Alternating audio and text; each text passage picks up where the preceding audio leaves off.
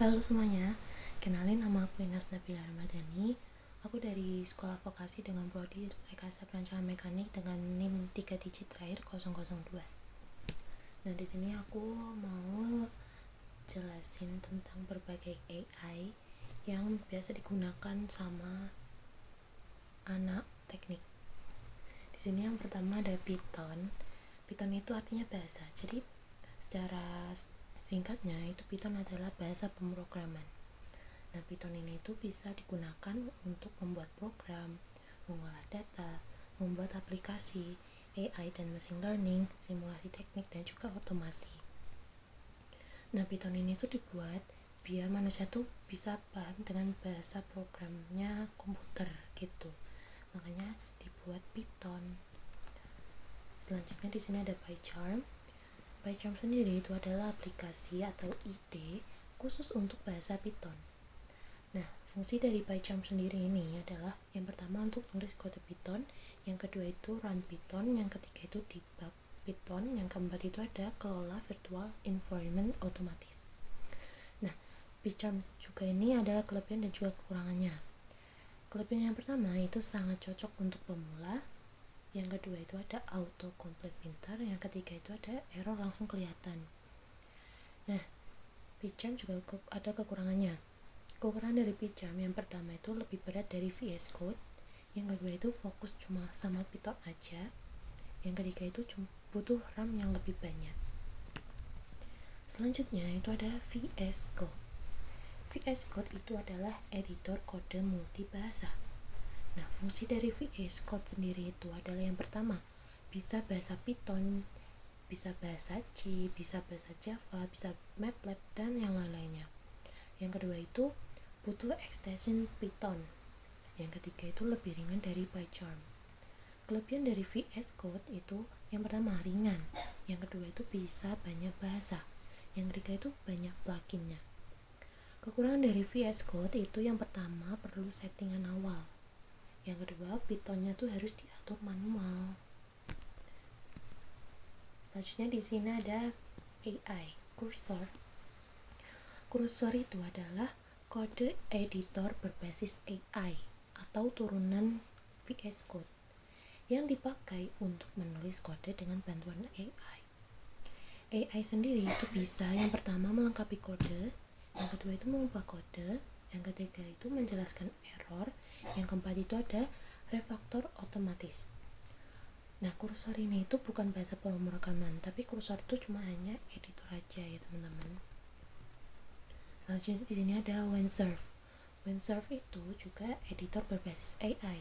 Fokusnya itu ke membantu menulis dan memahami kode.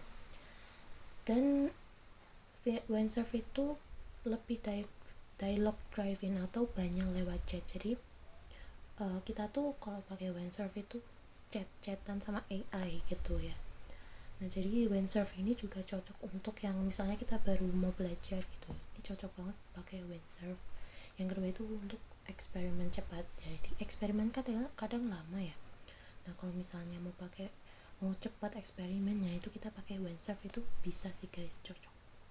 Yang ketiga itu buat ngerjain tugas karena mantap banget. Terus di sini Windsurf itu juga bukan bahasa ya teman-teman. Selanjutnya itu ada perbedaan hasil VS Code, terus ada Windsurf sama Cursor. Nah, VS Code ciri utama dari hasilnya itu adalah tampilannya itu paling lengkap dan juga kompleks. Di VS Code itu ada memori kayak MC, MR, M+, M-min. Terus juga di VS Code itu ada histori perhitungannya. Di VS Code juga ada sin, cos, tangen, log, sama integral. Terus di VS Code juga ada answer-nya. Di VS Code itu layoutnya itu mirip sama kalkulator scientific Windows gitu. Jadi emang lengkap banget sih guys kalau pakai VS Code. Terus di VS Code itu juga ada kesimpulannya, karena kalau Windsurf sama Cursor itu nggak ada kesimpulannya. Kelebihannya dari VS Code itu paling fungsional ya, karena dia mencakup banyak hal ya. Dan yang kodenya tuh paling rumit, tapi gimana ya, tapi kan worth it ya guys, karena lengkap gitu loh. Jadi emang kodenya rumit tapi lengkap kalkulatornya gitu. Terus selanjutnya dia ada Windsurf. Ciri utama dari Windsurf itu tampilannya minimalis dan juga gelap. Kan kalian bisa lihat tadi ya, itu gelap kan temanya. Terus fitur dari Windsurf itu ada operasi dasar kayak plus, min, kali, bagi, tapi nggak ada sin. Terus di Windsurf ini juga ada sin konstan, tapi nggak ada log, nggak ada integral, nggak ada yang lainnya kayak di VS Code. Nah di Windsurf itu juga ada clear. Terus di Windsurf itu nggak ada historinya atau memori, jadi kalau misalnya kita mau balik ngitung, mau lihat hasil sebelumnya tuh nggak bisa karena nggak ada historinya. Terus di Windsurf juga ada kesimpulannya. Di Windsurf ini paling stabil, kodenya bersih, pendek gitu ya, karena minimalis gitu ya. Terus Windsurf di sini kekurangannya fiturnya terbatas banget. Lanjut, sini ada kursor. Ciri utama dari hasil kursor itu tampilannya tuh paling modern juga colorful. Nah aku tuh paling suka sama kursor sih guys, karena warnanya bagus banget. Terus di sini ada, di kursor ini ada tombol x kuadrat, x pangkat y sama 1/x. Terus ada juga persen sama plus minus gitu. Terus kursor ini tuh mirip aplikasi mobile karena kan bentuknya kotak gini ya, jadi kayak di HP gitu. Terus di kursor juga ada kesimpulannya. Jadi kesimpulannya itu kelebihannya tampilannya tuh paling menarik, kalau kekurangannya itu tidak selalu lengkap secara matematis gitu ya.